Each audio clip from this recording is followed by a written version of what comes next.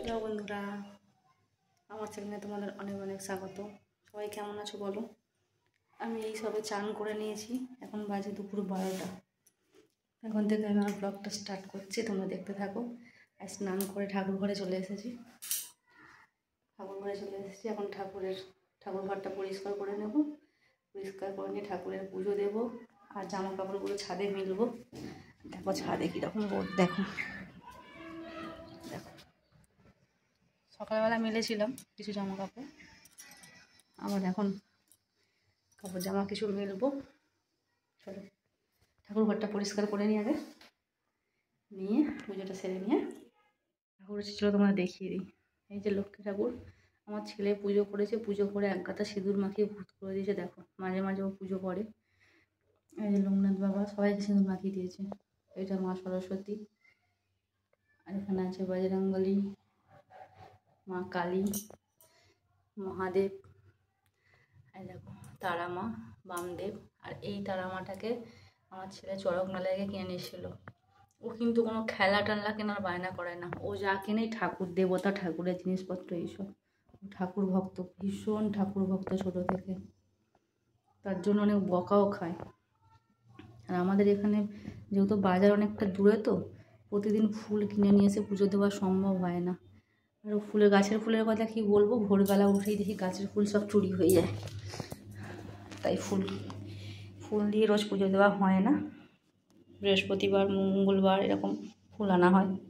এই আচার করেছে না আমার শাশুড়ি, 2 বয়াম আচার, আমের আচার, এগুলোকে একটু রোদে দিয়ে দিলাম। বসিয়ে দিয়েছি। আজকে দুপুরের মেনু হচ্ছে এই যে মাংস, এদিকে মাংস আলু ভাজা আছে, ভাত হয়ে গেছে, ওদিকে ডাল হয়ে গেছে। আর যেহেতু রবিবার দিন লোকনাথ বাবার পুজো ছিল, মাংস করা হয়নি, তাই আজকে মাংস করছি। আর মাংসটা কেমন হয়েছে একটুখানি তোমরা জানিও দেখে।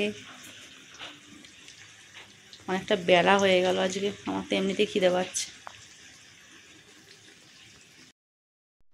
যে বিকালবেলা ঘুম থেকে উঠে দিদির মেয়েটাকে নিয়ে এসেছিলাম, এসে আমাদের মন্দির আছে, মন্দিরে একটুখানি খেলা করছিল, আমি এই বাইরেটায় বসেছিলাম।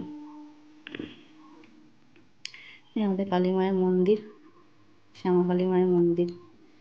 আর এই যে পুচকেটা এখানে সমানে পুচকেমি করছে।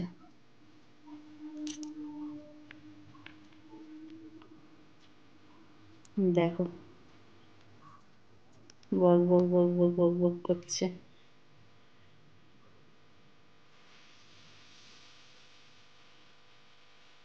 আর এই যে আমি সন্ধ্যেবেলা একটু বেরিয়েছিলাম, তো এই হচ্ছে আমাদের একটা প্রবলেম, সব থেকে বড় প্রবলেম হচ্ছে এইটা, গেট।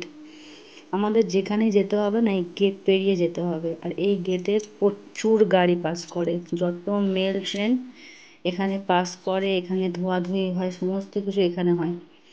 তো আমাদের এত সমস্যা হয়, প্রায় 1 ঘন্টা 1.5 ঘন্টা 2 ঘন্টা করে এক গেট পড়ে থাকে, পুরো জ্যাম হয়ে যায়। সকালে ছেলের স্কুল থাকে 6:30টায়, কিন্তু 7টায় স্কুল থাকে, আমাদের কিন্তু গেটের জন্য কত তাড়াতাড়ি বেরোতে হয় ঘর থেকে, খুব প্রবলেম।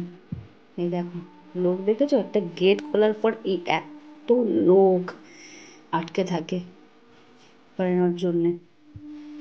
আমার তো আমাদের আমরা যেখানে থাকি ওখান থেকে আমাদের এই গেট পেরিয়েই সমস্ত জায়গায় যেতে হবে। তো কোনো আন্ডারপাস নেই, কোনো সুবিধা নেই, কিচ্ছু নেই। আর একটা অ্যাম্বুলেন্স গেলে ওই ঘন্টার পর ঘন্টা আটকে থাকে। গেট খুলে কত লোক, পুরো রাস্তা জ্যাম হয়ে যায়। তারপর রাত্রিবেলায় যে মুখ ধুয়ে চলে এসেছি,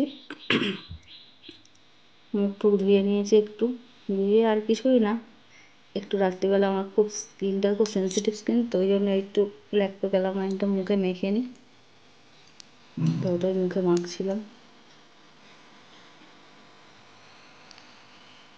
ল্যাক্টোক্যালামাইনটা মুখে মেখে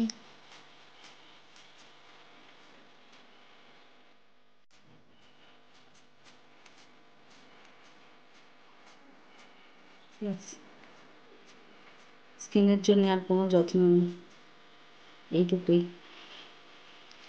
বেশি কিছু মাখতে পারি না মুখে, প্রচণ্ড র্যাশ বেরিয়ে যায় মুখে।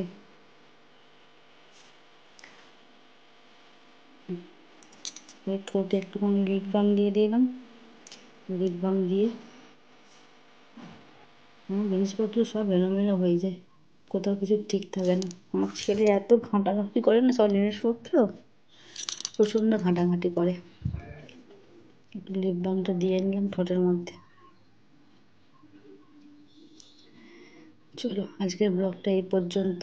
গুড নাইট সবাইকে, টাটা।